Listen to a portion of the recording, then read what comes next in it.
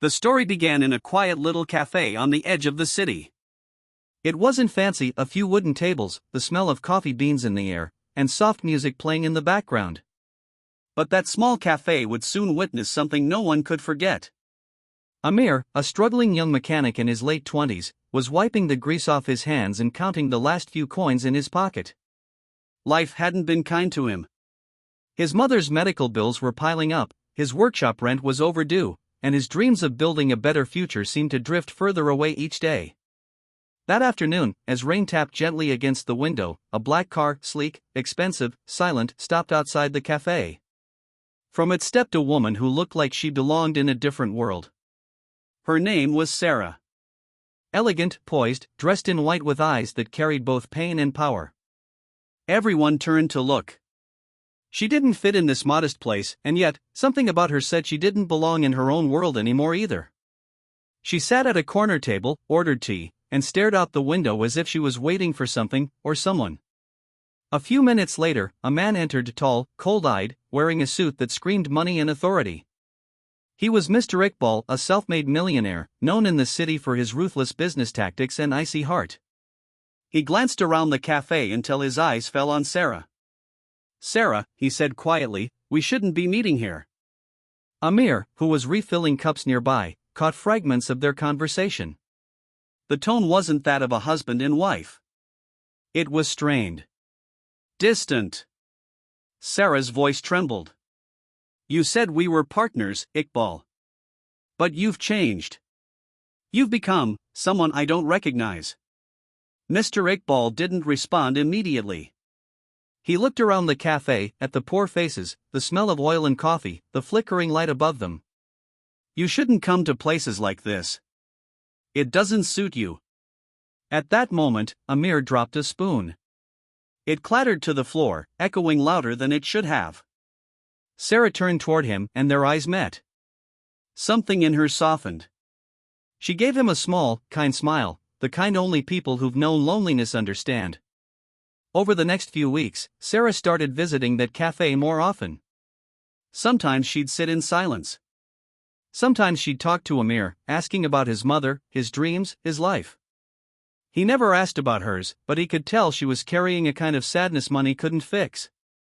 One evening, as the sun sank behind the city skyline, Sarah arrived looking pale and anxious. She clutched a folder tightly against her chest.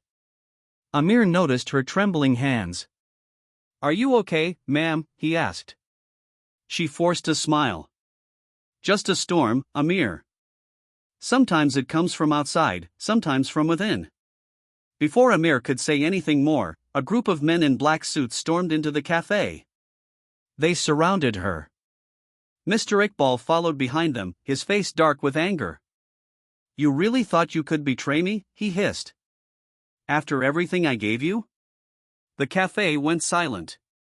Every customer froze. Amir felt his heart pound.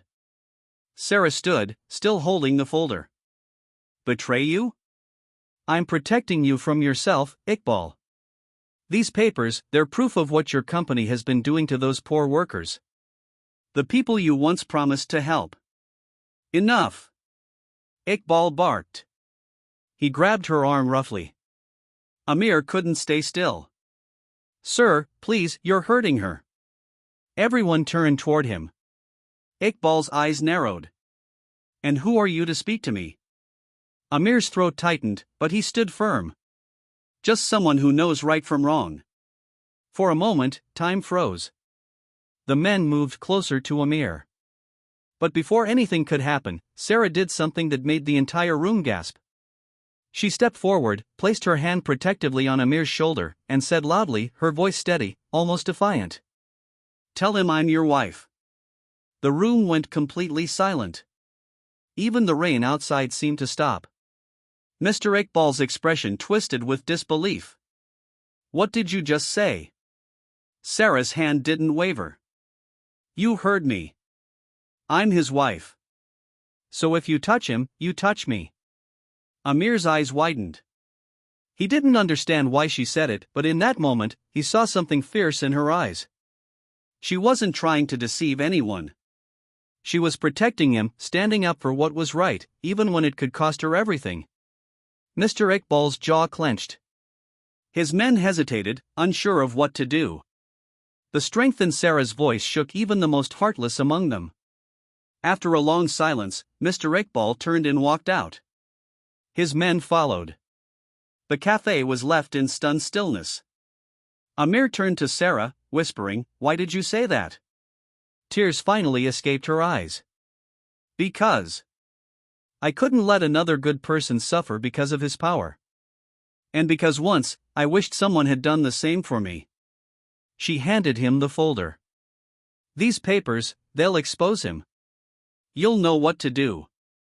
And just like that, she walked out of the cafe, leaving Amir holding the truth that could change everything. Days later, the city's headlines exploded with the story of a millionaire's corruption exposed by a brave woman.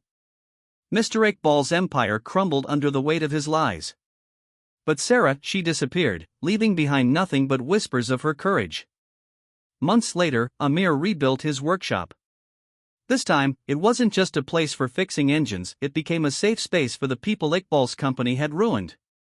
Above the counter hung a framed photo, a picture of Sarah sitting in that cafe, smiling softly at the camera.